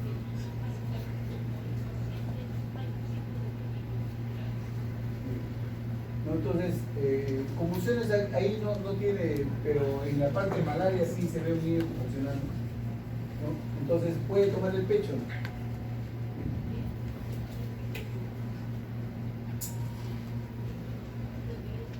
Miren, en este caso le están tratando de dar por cucharita, pero prácticamente no responde. No responde. ¿Me cuenta? No responde. Usted está. Le ponen el pecho, tampoco puede succionar. Pero entonces yo estoy ahí comprobando cosas que tienen que ver con los signos de peligro. Ese es la estrategia lo que me pide primero es determina si tiene signos de peligro, lo primero. Después ya dedícate a otros signos. Lo primero es. Ahora, esto de acá, ¿por qué se da? Porque un niño es respirador nasal. Y si el que tiene congestión nasal y está lactando, va a llegar un momento que le va a faltar aire. Entonces suelta el pecho, toma aire y vuelve nuevamente a la carga, ¿no? Pero el niño que tiene un problema, que no puede succionar, no va a hacer eso, ¿no? No puede lactar de cristiano. A ver, ayúdame. Este está... Ya, entonces así,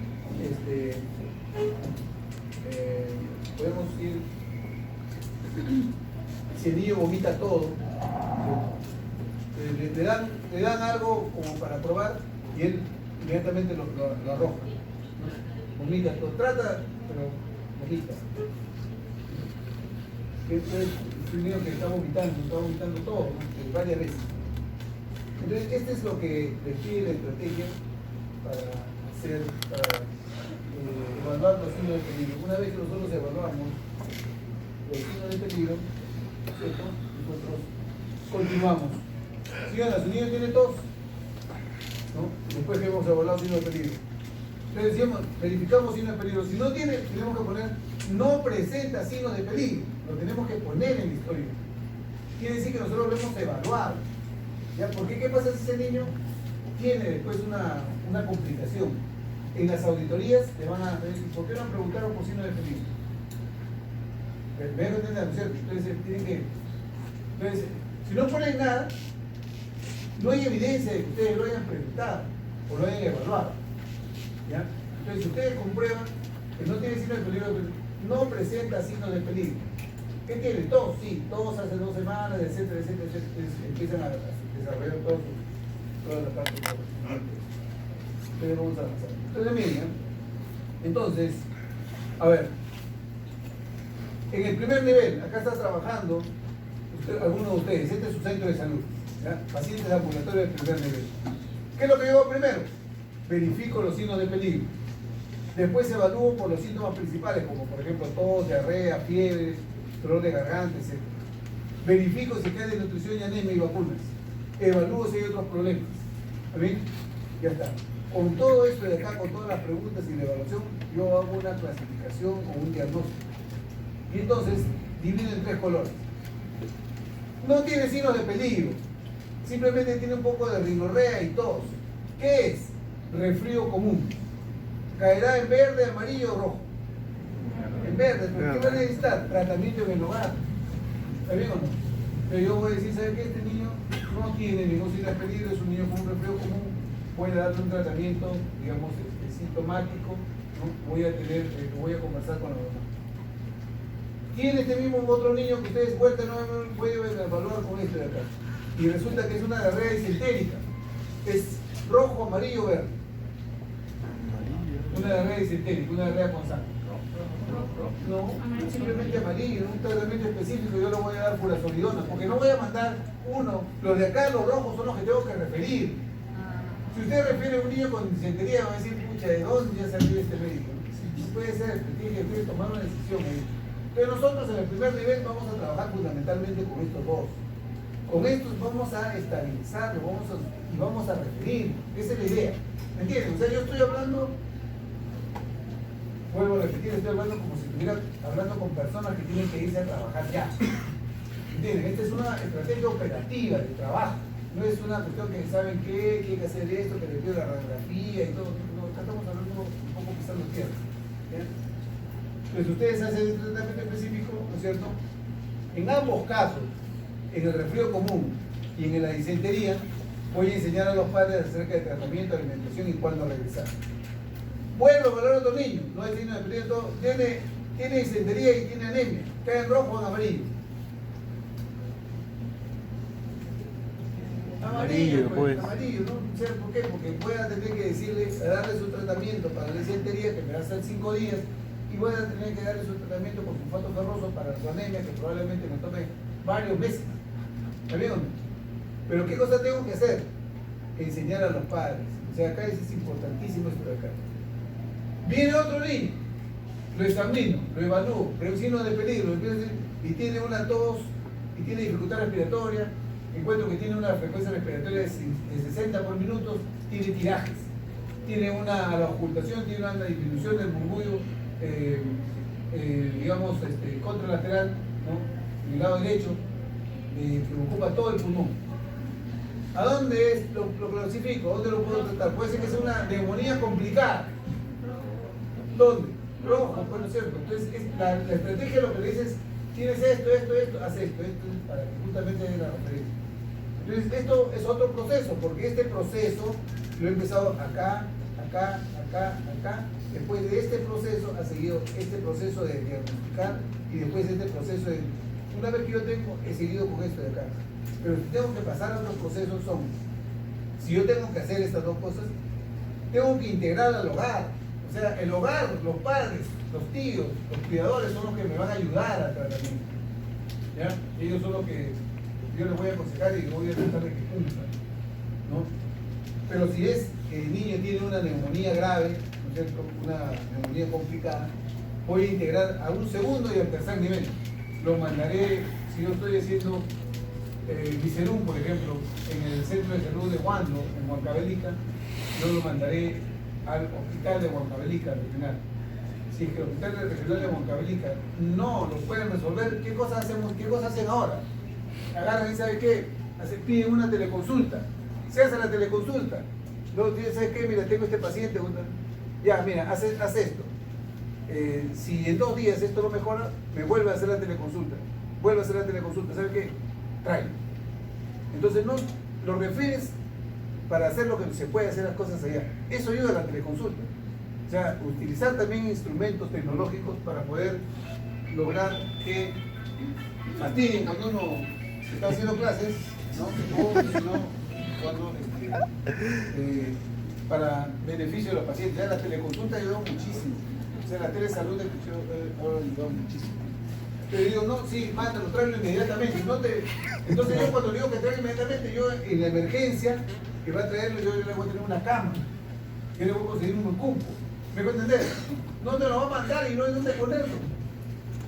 O sea, todo es algo que está articulado. Eso es lo que quiero que ustedes tengan en consideración. Entonces, yo hago atención integral, para una idea, además voy a explicarme más ampliamente cuando vamos a la práctica. Lo que es la atención integral y lo que es la atención integral. ¿Ya? Entonces, este es todo el proceso. O sea, esto es lo que tenemos que tener en mente. Viene un niño con tos, verifico si tiene signo de peligro, evalúo la tos, ¿no es cierto? Veo si tiene diarrea, si tiene otros problemas, evalúo su estado nutricional, etc. Digo, este es un niño que tiene una neumonía. ¿Todas las neumonías tienen que hospitalizarse? No. Puedo darle tratamiento con amoxicilina. Entonces le doy tratamiento, le voy a enseñar a los padres cómo tiene que darle el tratamiento, qué es lo que tiene que ver, y le voy a decir, ¿sabe qué, señora? Usted va a regresar en 2 momentos. Va a regresar inmediatamente si este niño se agita, si ya no puede comer, toda la consejería, no puede comer, vomita, la temperatura no le baja, tráigalo inmediatamente, pero va a traerlo a su control en 2 días. ¿Se dan cuenta? Es diferente. Consulta de control, o sea, cuando regrese inmediatamente y cuando a control. Y eso hay que darle a entender bien a los padres. ¿Ya? Su control es a los 2 días, independientemente de lo que pase. Pero inmediatamente debe regresar si presenta estos signos. Y eso tiene que estar escrito. Pues dice, no me dijo cuándo regresar. Y regresa en 5 días y la gente está muy grave. Entonces, todas esas cosas hay que tenerlas en consideración cuando uno atiende en los establecimientos de salud.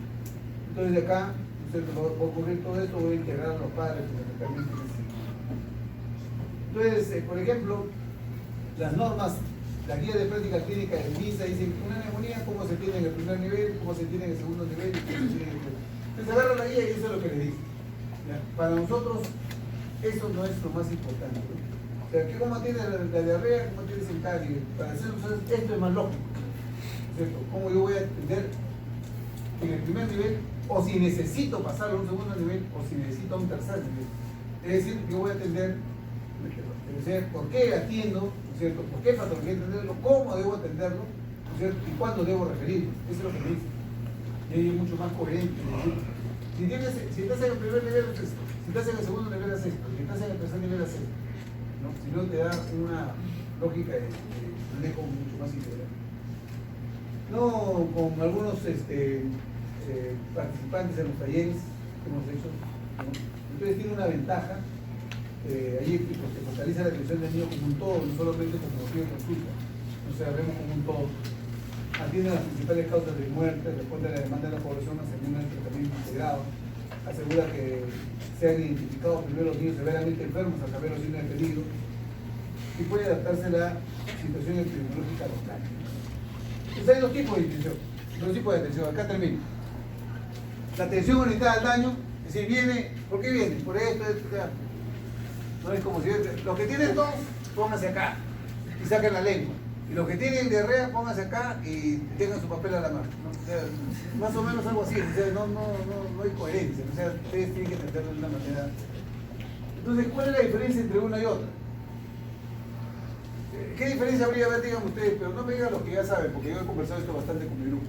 Pero, ¿qué diferencia habría de que yo atienda el daño a que atienda de una manera, digamos, un poco estructurada? ¿Qué diferencia hay entre la atención al daño y la atención integral? ¿Qué diferencia creen que hay? Cuando atiendo al daño, ¿qué atiendo? El efecto de una enfermedad. ¿Ah? No atiendo solamente, no la enfermedad, sino el efecto, el motivo de consulta, no el síntoma de eso. ¿No? Entonces me dedico a eso, solamente eso. ¿No? Ese es un problema. Atiendo solamente eso. Entonces, vamos a avanzar un poco. Todavía dentro de acá tengo que trabajarlo más con ustedes. Entonces, cuando yo tengo, es muy superficial. Es muy superficial, es como si yo con alguno de ustedes me encuentre y le pregunte la hora. ¿Qué hora tienes? Son las 11. Nunca más lo voy a ver. ¿No? Una consulta no puede ser superficial. Y eso es lo que determina la superficialidad. O sea, ¿por qué lo trae? Porque tiene tos. Ya, pues, tiene tos. ¿Cuántos días? Ya, vamos a tener que saber. Eso es muy superficial.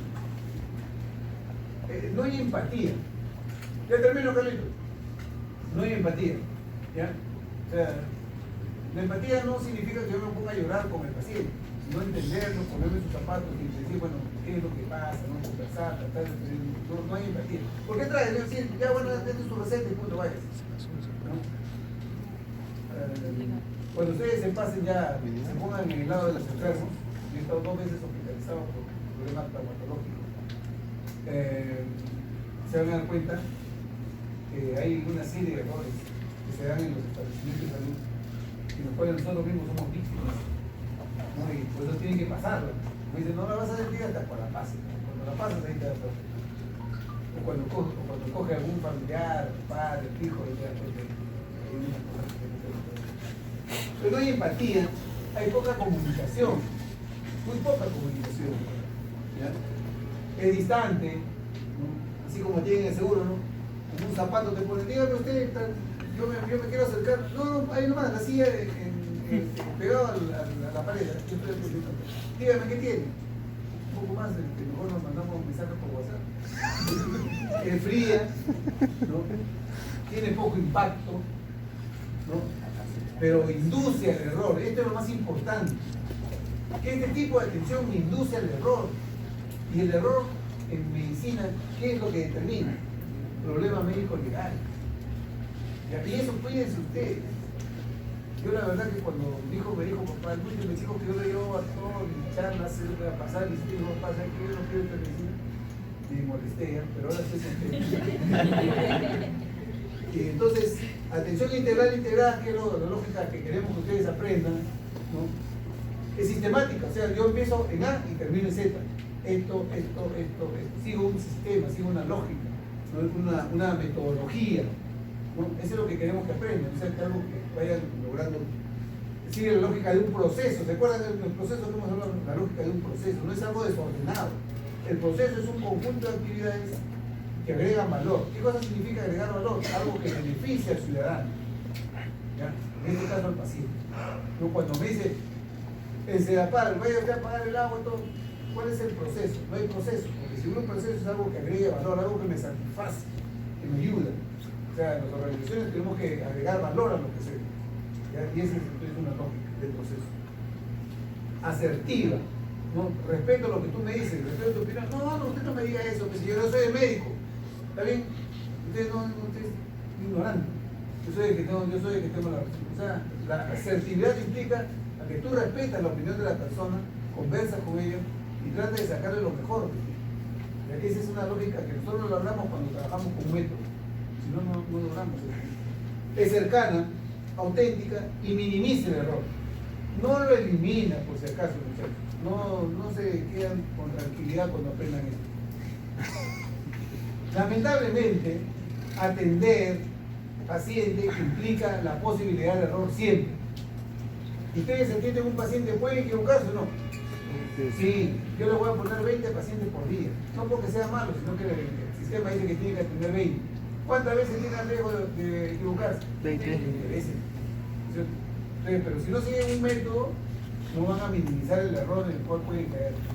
El error en medicina es bastante frecuente, es ocultado inclusive. ¿No? La gente que comete un error, digamos, se siente mal, no lo hace evidente, no se visualiza el error, no se aprende del error, se sigue cometiendo. Esto es una cultura que hay que desarrollar. Y eso es muy importante. ¿Por qué? Porque la Contraloría está ahora pues sobre nosotros. ¿Por qué no dice? Pues no dice que los derechos, la ley establece los derechos de la persona usuaria de los servicios de salud, que dice, no, ser atendida por profesionales de la salud que estén debidamente capacitados, certificados y recertificados, de acuerdo con el avance científico, etc., ¿no? Y que no hayan sido sancionados o inhabilitados. Si una vez tienen sanción o inhabilitación, no van a conseguir chamba, ya con seguridad. Viene gente de ICA a trabajar al Hospital de Emergencia de Villa Salvador, no conocíamos sus antecedentes, pero el otro médico le dice, porque también quiere la plaza, ¿sabe qué? Te ha sido inhabilitado. Se revisa y sí, chao. O sea, así es sencillo esta competencia, pero también así es sencillo trabajar con honestidad para hacer las cosas bien. ¿Ya?